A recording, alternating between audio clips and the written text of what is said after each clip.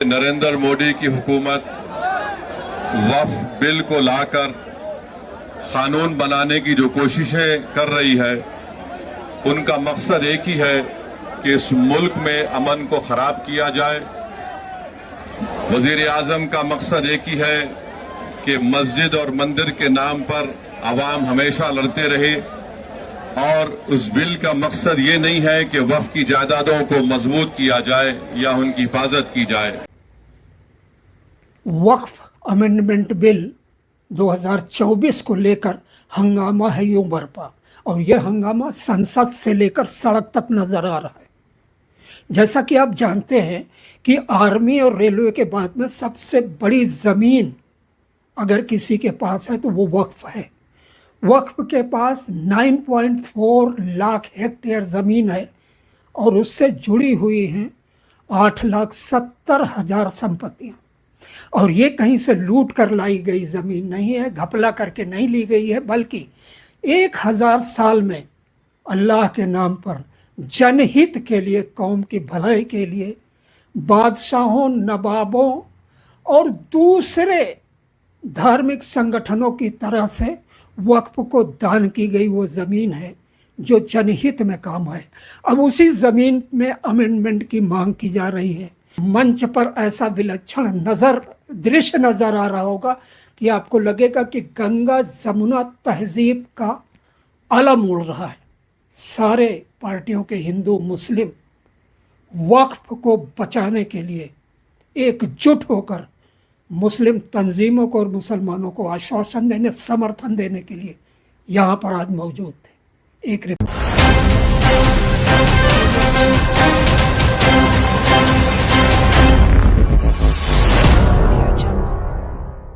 22 मार्च 2019 जुमा के दिन होली और 14 मार्च 2025 की होली को लेकर माहौल में जितना जहर घोला गया, आजाद हिंदुस्तान ना ऐसी होली देखी, ना ऐसी नफरत देखी। मैं पूछना चाहता हूं, इतने जुमा को होली 1952 से आती रही, जिसको मैंने रिकॉर्ड किया है, कभी भी इस मुल्क में हिंदुओं और मुसलमानों में नफरत का माहौल नहीं पैदा हुआ। आप हुकूमत कर रहे हो और नफरत की चिंगारियां सुलगा रहे हो, तो याद रखना कि ये नफरत के शोले बहुत ज्यादा दिनों तक हिंदुस्तानी आवाम को गुमराह नहीं कर सकते।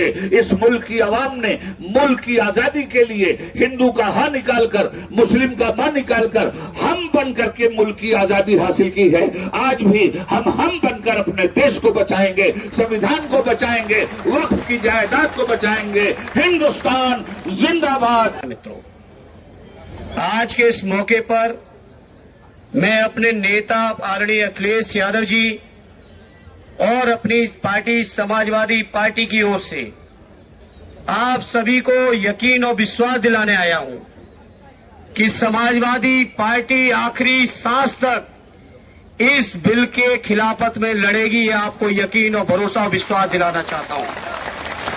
लेकिन इस बिल को हम लोग अपना बस रहते कभी पास नहीं होने देंगे।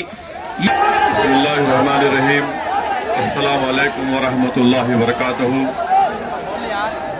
सदर मोहतरम all India Muslim personal law board हजरत मौलाना खालिद सैफुल्लाह रहमानी साहब, शहनशीन बतशरीफ फरमा कौम और मिल्लत के तंजीमों के जिम्मेदारान, मेरे साथी अरकान पार्लिमान, दीगर सियासी पार्टी के जिम्मेदार, मोअज़्ज़िज़ हाज़रीन इकराम, बुजुर्गान कौम और मिल्लत,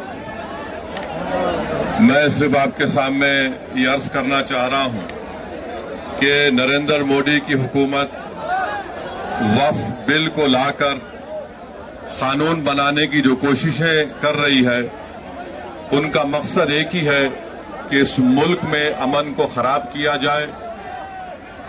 वजीर आजम का मकसद एक ही है कि मस्जिद और मंदिर के नाम पर अवाम हमेशा लड़ते रहे, और उस बिल का मकसद ये नहीं है कि वक्फ की जायदादों को मजबूत किया जाए या उनकी हिफाजत की जाए। आप खुद अंदाजा लगाइए कि हिंदू धर्म के एक बहुत बड़े ज्यूरिस्ट हैं, B.K. मुखर्जी की किताब में लिखा गया कि हिंदू धर्म में बाय कस्टम, बाय यूसेज वो मंदिर की जायदाद बन सकती है। तो नरेंद्र मोदी वक्फ के वक्फ यूजर को इस तरह से खत्म कर रहे हैं कि अगर कोई डिस्प्यूट होगा या गवर्नमेंट प्रॉपर्टी होगी तो वक्फ यूजर नहीं रहेगा। दिल्ली में 123 वक्फ की जायदादें हैं जिस पर दिल्ली हुकूमत का दावा यह है, मरकजी हुकूमत का, कि ये गवर्नमेंट की प्रॉपर्टी है। कलेक्टर को इख्तियार देने का मतलब यही है कि कलेक्टर हुकूमत के हक में फैसला देगा। जिस मस्जिद के इमाम हमारे भाई मौलाना मोहिबुल्लाह नदवी साहब हैं, वहां पर मरकजी हुकूमत कहती है कि वो गवर्नमेंट की प्रॉपर्टी है। अगर कल खुदा ना खास्ता ये कानून बनेगा तो कोई भी जाकर मरकजी हुकूमत की तरफ से, दिल्ली सरकार की तरफ से वहां पर एक नोटिस लगा देगा कि ये वक्फ की प्रॉपर्टी नहीं है। हिबा को निकाल रहे हैं, ट्रांसफर ऑफ प्रॉपर्टी में हिबा है मगर कोई गिफ्ट नहीं कर सकता वक्फ की जायदाद को। नरेंद्र मोदी आजकल भारत के हमारे फजीलतुल शेख बने हुए हैं और ये बता रहे हैं कि अगर कोई मुसलमान होता है तो उसको 5 साल तक वो वक्फ को नहीं दे सकता है। ये कहां से इनको मालूम हुआ? कौन से फिक्र ये की किताब में लिखा गया? तो इनका मकसद एक ही है कि भारत के मुसलमानों से उनकी सियासी और मजहबी शनाख्त को छीन लिया जाए। मैं आपको बता रहा हूं कि इस बिल का मकसद मुसलमानों से मस्जिदों को छीनना, दरगाहों को छीनना, कब्रिस्तानों को छीनना, इवैक्यू प्रॉपर्टीज को छीन लेना, ये मकसद नरेंद्र मोदी की हुकूमत का है। और हम कॉशन कर रहे हैं चंद्रबाबू नायडू को, हमारे पासवान साहब को और नीतीश कुमार को, याद रखिए दुनिया जब तक कायम रहेगी, अगर आप इस वक्त नाजुक वक्त में इस बिल की तायीद करेंगे तो आपको मुसलमान कभी नहीं माफ करेगा, क्योंकि आपकी तायीद की वजह से ये बिल कानून बनेगा। इसलिए हम उनसे भी कह रहे हैं कि आप इस गैर अनकॉन्स्टिट्यूशनल बिल की तायीद मत करिए। हमारा मुतालबा सिर्फ यही है, अगर हिंदू धर्म की प्रॉपर्टीज में, मंदिरों में, सिखों के गुरुद्वारा में कोई गैर सिख या गैर हिंदू मेंबर नहीं बन सकता तो मुसलमान के इस वक्त में क्यों बन सकता है? तो ये तमाम चीजें हैं। हम उम्मीद करते हैं कि हुकूमत इसका नोटिस लेगी। अगर नरेंद्र मोदी इस मुल्क के अमन को खराब करना चाहते हैं, वो मस्जिदों और मंदिरों के झगड़ों में इजाफा करना चाहते हैं, तो ये उनकी हुकूमत की जिम्मेदारी होगी। मैं यहाँ पर शुक्रिया अदा करना चाहूंगा हमारे ज्वाइंट वर्किंग कमेटी पार्लियामेंट के तमाम अराकीन का, और खास तौर से कल्याण बनर्जी साहब का, टीएमसी के राजा साहब का, डीएमके का, हमारे नासिर भाई का और मोहिबुल्लाह नदवी साहब का। हमने तमाम बड़ी कोशिशें की, हमने अपनी अपनी डिसेंट रिपोर्ट को दिया और ये अनकॉन्स्टिट्यूशनल है, इसका कोई भी फायदा वक्फ को नहीं होगा। सिर्फ वक्फ बोर्ड को बर्बाद करने के लिए, वक्फ जायदादों को लूटने के लिए हुकूमत ये एंटी कॉन्स्टिट्यूशनल और एंटी मुस्लिम काम करने जा रही है। बहुत बहुत शुक्रिया।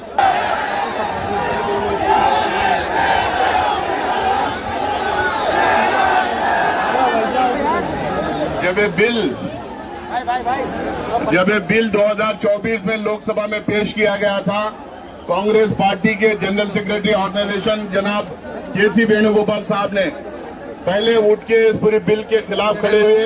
कैसा ये अनकॉन्स्टिट्यूशनल है, कैसा ये मुसलमानों के खिलाफ है, माइनॉरिटीज के खिलाफ है करके हमारा ये मानना है कि ये बिल अनकॉन्स्टिट्यूशनल है, ये बिल माइनॉरिटीज के खिलाफ है, ये बिल देश भर में दंगे फसाद पैदा करने वाली बिल है, ये बिल मुसलमानों को उनके हुकूक से महरूम रखने की बिल है, ये बिल मुसलमानों के मस्जिदें, दरगाहें, कब्रिस्तान, ईदगाह और तमाम वो इदारे हैं जो वक्फ से जुड़े हुए हैं उनको छीनने का एक काम करने वाली बिल है। ये आप सब समझ गए, देश के जितने मुसलमान हैं वो तो समझ गए, और देश में जो नॉन मुसलमान है, सब नॉन मुसलमान ये नहीं चाहते कि मुसलमान को कुचल के रहे। नॉन मुसलमान के ज्यादातर लोग ये चाहते हैं कि हम एक हार्मोनियस सेक्युलर देश में रहे, और उन लोग में भी ये अभी जो सेंस है वो आ गया है कि ये बिल सिर्फ मुस्लिम्स को डिसएनफ्रेंचाइज करने के लिए है। जो वक्फ प्रॉपर्टीज है ये मुस्लिम्स को उनके कम्युनिटीज के थ्रू में, उनके प्रेयर्स के, उनके मस्जिद्स, उनके एरियाज, उनके halls, Muslims have given for the community, and this is something, this is sacred and law and has to be protected. इस बिल क्या कर रहा है? द मेन थिंग इज इस bill is drawing a line कि आज से, जब से ये बिल अमेंडमेंट पास हो जाएगा, अब से कोई वक्फ प्रॉपर्टी नहीं रहेगा। हर वक्फ प्रॉपर्टी को नई तरह से फिर जाके कोई भी डीएम, कोई भी डीसी उसको कुछ बना सकता है। तो ये जमीन, मुसलमानों का जमीन हड़पने का एक प्लॉय के अलावा और कुछ नहीं है। ये साफ सुथरा कहना चाहिए, ये साफ सुथरा बोलना चाहिए। और एक चीज जो है, इन लोग कह रहे हैं कि वक्फ बोर्ड में वो नॉन मुस्लिम्स ले रहे हैं। हम आपको पूछते हैं, हम सेक्युलर कंट्री के हैं, सेक्युलरिज्म में विश्वास करते हैं, पर इस देश में आप जाइए ना, राम जन्मभूमि बोर्ड में बोलिएगा 2 मुसलमान डालेंगे, डाल सकते हैं। आज हमारा जो हिंदू का काम करते थे, धीरे धीरे उस प्रोफेशंस में उन लोग ने हस्तक्षेप लेकर लिया है। अभी आप देखिए ड्यूरिंग होली, आप देखे थे, होली में कह रहा है कि कोई मुस्लिम घर के बाहर मत जाएगा। तो यूपी के वर्दी पहना हुआ पुलिस ऑफिसर कोई कह सकता है कि कोई मुसलमान बाहर नहीं जा सकता है होली के दिन? हाँ, आप कोई पूजा के दिन, आप कोई ईद के दिन किसी हिंदू को बोल सकते हैं कि आप बाहर मत जाइए? हो सकता है क्या? तो ये जो रेटरिक है, ये डिवाइड एंड रूल, ये बीजेपी समझ गया है कि जितना डिवाइड एंड रूल करो वो 60% हिंदूज जो है उसको एकदम एक साइड करके उनका 50% वोट से हमको जीतना है। हमारे नेता धर्मेंद्र जी ने स्पष्ट कर दिया है। हमें केवल इतने कहना है कि अयोध्या की महान जनता ने पूरे देश को संदेश दिया है कि इस देश में सांप्रदायिकता नहीं चलेगी, इस देश में आपसदारी और भाईचारा चलेगा। और मुझे 54 फैजाबाद जो अयोध्या की सीट है, जिस पर भारतीय जनता पार्टी को बड़ा घमंड था, सारे घमंड को तोड़ दिया है। लेकिन आज अफसोस के साथ कहना पड़ रहा है कि मोदी जी की जो सरकार है, इस देश में अमन चैन को तोड़ना चाहती है, संविधान को तोड़ना चाहती है। संविधान के प्रीम्बिल में लिखा है, बाबा साहब भीमराव अम्बेडकर ने, जो संविधान की आत्मा है।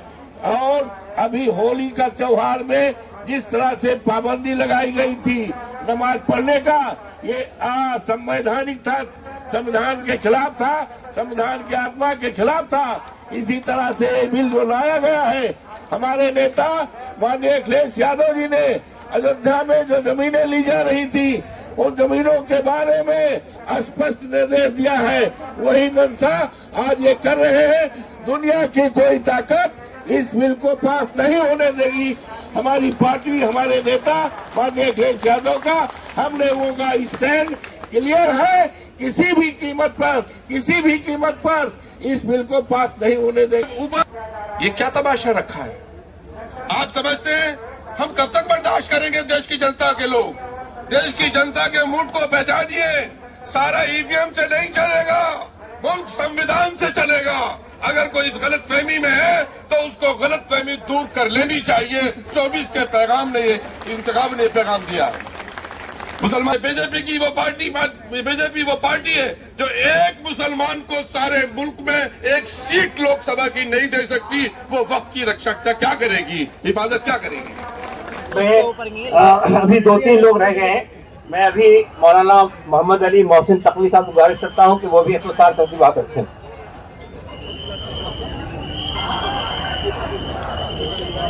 बिस्मिल्लाहिर्रहमानिर्रहीम। हजरत, आपके इस जोश और जज्बे को देखते हुए बहरहाल मैं भरपूर एतमाद और यकीन के साथ कह सकता हूँ कि कामयाबी आपके कदम चूमने जा रही है। ये आपका जोश ईमानी है कि जो आपको यहाँ लेके आया, वरना माह मुबारक रमज़ान में रोज़े की हालत में आपसे अगर ये कहा जाता कि आप महंगाई के खिलाफ आंदोलन में जो है धरना देने के लिए चलिए, आप कभी नहीं आने वाले आपसे। हालांकि ऐसा नहीं है कि ये महंगाई जो है वो मसला नहीं है, बहुत बड़ा मसला है। और सरकार की देखिए जहाँ तक वो यानी पॉलिसी है कि मुसलमानों की ज़मीनों को, मुसलमानों की मस्जिदों को छीन ले, वही एक उसका एक अहम मकसद ये भी है कि उसकी नाकामियाँ जो हैं वो इस तरह के मुद्दों से जो है वो छिपाई जा सके। शुक्रिया। मैं मौलाना कल्बे जवाद साहब को गुजारिश करता हूँ कि वो 1 मिनट में की बात करें। मैंने पहले ही दिन कह दिया था, ये वक्फ बिल नहीं है बल्कि सांप का बिल है। ये वक्फ बिल नहीं है, सांप का बिल है। इसके अंदर जहर भरा हुआ है। ये सिर्फ और सिर्फ मुसलमानों को नुकसान पहुंचाने के लिए बिल बनाया गया है और सिर्फ तबाही और बर्बादी के लिए बिल बनाया गया है और कट्टरवादियों को खुश करने के लिए बिल बनाया गया है। आप याद रखें, इनकी बड़ी गलत फहमी है। ये समझते हैं नफरत के जरिए से इलेक्शन जीतेंगे। हिंदुस्तान मोहब्बत की जमीन है, मोहब्बत की जमीन है। यहाँ अगर नफरत का बीज बोओगे तो बीज सड़ जाएगा। वो यहाँ मोहब्बत की खेती फलती है। लिहाजा आप मोहब्बत का पैगाम दीजिए, नफरत का पैगाम न दीजिए। बस जल्दी से 2 जुमले कहा गया, अभी कहा गया कि साहब वो जो है गरीबों की मदद होती, गरीबों की मदद होती। तो मैंने कहा कि 1000 टन सोना मंदिरों के अंदर रखा हुआ है। 1000 टन सोना। अगर गरीबों से मोहब्बत है तो ये कम सोना जो है ये गरीबों में बांट दो तो सारे हिंदुस्तान के गरीब धनवान हो जाएंगे। सिर्फ हमारे वक्त से मोहब्बत है तुम्हें। अरे मंदिरों में देखो, हजारों टन सोना वहां चोरी हो रहा है। 400 किलो सोना चोरी हो गया। तुम्हें चोरी मंजूर है, गरीबों को देना मंजूर नहीं है। वो आखिरी जुमला करना चाहता हूँ। ये कहा गया ये फायदा होगा, इसमें एक्ट में है, एक्ट में कि गवर्नमेंट के पास जितनी भी जमीनें वक्फी हैं वो गवर्नमेंट की हो जाएगी। इसका मतलब है कि चोर को चोरी का माल मिल जाएगा। ये कौन सा कानून है कि वो चुरा भी रहे हो, वो कह रहे चोरी के माल ही हमारा हो जाएगा। इससे बड़ा नुकसान और क्या हो सकता है। आप अपना धरना जारी रखिए, आप अपना आंदोलन जारी रखिए और सही उम्मीदी व इत्माम उम्मीद अल्लाह। कोशिश हमारा काम है, पता देना अल्लाह का काम है। सनातन को मानने वाले के करोड़ों लोगों को बधाई। उन्होंने होली में नफरत को खत्म कर मोहब्बत को जिंदा कर दिया और इनकी साजिश बेनकाब हो गई। ये मैं दिल की गहराइयों से कह रहा हूं। इसीलिए मोदी जी से एक आग्रह है, मैं ज्यादा नहीं कहूंगा। अभी लोग कह रहे थे कि ये राजनीतिक प्रोटेस्ट है। मैंने कहा मंडल का भी प्रोटेस्ट था, कमंडल का भी प्रोटेस्ट था, बीना आंदोलन था, जाट आंदोलन था, गुजरात आंदोलन था, गुजर आंदोलन थे, आरक्षण आंदोलन हुए। सभी तरह के विचार और आजादी से जीने के लोगों के लिए जब हमारे ही देश में संविधान से ऊपर कोई व्यक्ति और कोई शासन हो जाए तो मरता क्या नहीं करता। हमारे पास मरने का जज्बा है। मैंने बार बार कहा है कि जहां रोशनी है वहां अंधकार नहीं है और जहां अंधकार है वहां रोशनी नहीं है। जहां डर है वहां इस्लाम नहीं है, जहां इस्लाम है वहां डर से नफरत नहीं है। अरब में जाके वो सिर झुकाते हैं, महबूबा साहब से वो मोहब्बत करते हैं, गल्फ कंट्री से वो भीख मांगते हैं और बांग्लादेश से माफी मांगते हैं और हिंदुस्तान के मुसलमान से इतना मोहब्बत करते हैं कि वो अपनी सियासत को जिंदा रखते हैं।